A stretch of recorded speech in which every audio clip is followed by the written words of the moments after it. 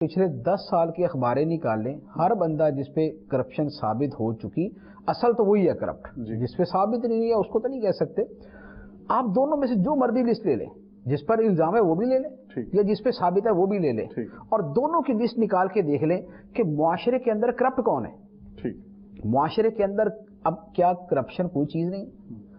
आप कहते हैं कि जनाब मजहबी लोग मुआशरे की सलाह फलाह पर तवज्जो नहीं देते, तो ये भी अल्लाह ताला का शुक्र है कि वो करप्शन पे भी तवज्जो नहीं देते। या मुराद ये कि करप्शन नहीं करते।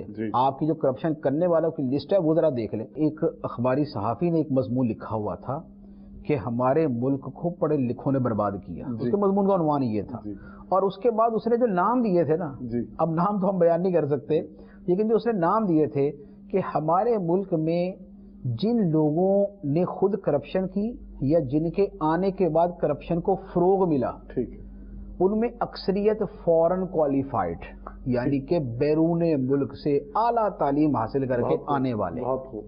वो बैरून मुल्क से आला तालीम पता नहीं इसी की हासिल करके आते हैं शायद कि करप्शन कैसे करनी है।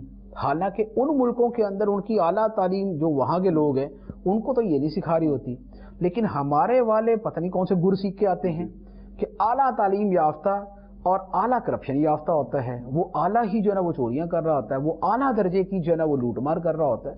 आप जरा इदारों के नाम लिख लें, जो जो इदारे करप्शन में मशहूर हैं, ठीक है, वो दीनी इदारे हैं या वो दुनियावी इदारे हैं। आप जरा उनकी भी लिस्ट बना लें और उनका भी देख लें। आपको मजहबी आदमी डाकू नहीं मिलेगा जी, सुभान अल्लाह, लेकिन पढ़े लिखे डाकू बहुत मिल जाएंगे।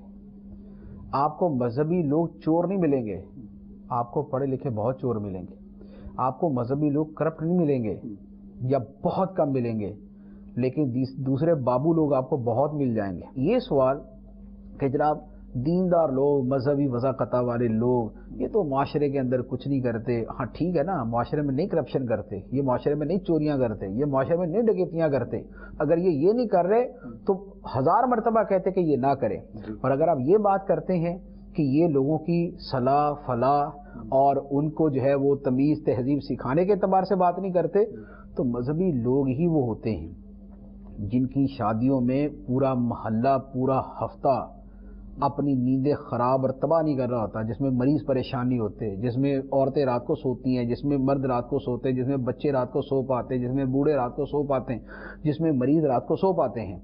वरना दूसरे लोगों का जो हाल है, तो जिस मोहल्ले में शादी है जाके देख लें आप जरा, हर बंदा जो जहां रहता है उसको पता मेरे गली में शादी होती तो क्या होता है, कैसा धूम धड़क्का होता है और कैसा लोग परेशान होते हैं।